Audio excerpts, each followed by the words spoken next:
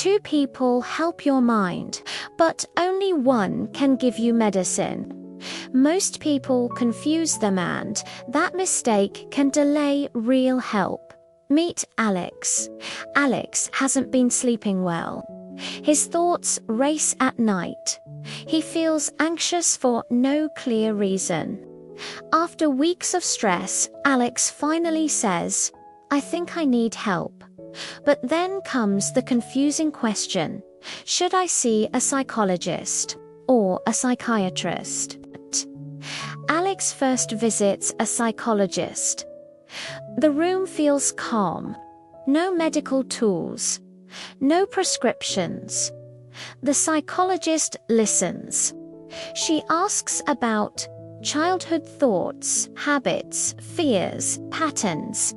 She helps Alex understand his mind. She says, "Your thoughts are not facts. Let's change how you respond to them."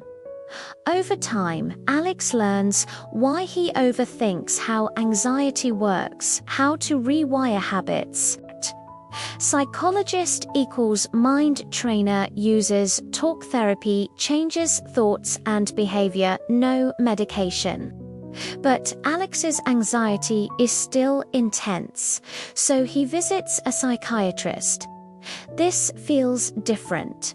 It's more medical. The psychiatrist looks at brain chemistry, symptoms, sleep, mood patterns. He explains, sometimes the brain needs chemical support. He prescribes medication to stabilize Alex's brain. Psychiatrist equals mind doctor, medical degree, can prescribe medication, treats mental disorders biologically. Here's the real difference. Psychologist helps you understand your thoughts.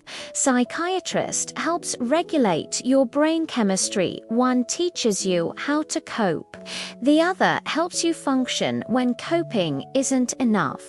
And the best part, they often work together. Think of it like this. Psychologist equals personal trainer for your mind. Psychiatrist, doctor for your brain training versus treatment. Both are valid. Both are powerful. Getting help doesn't mean you're broken. It means you're aware. If you want simple psychology stories that make life easier, subscribe. New videos every week.